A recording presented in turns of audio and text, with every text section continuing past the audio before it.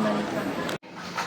The stormy seas, I am strong, no.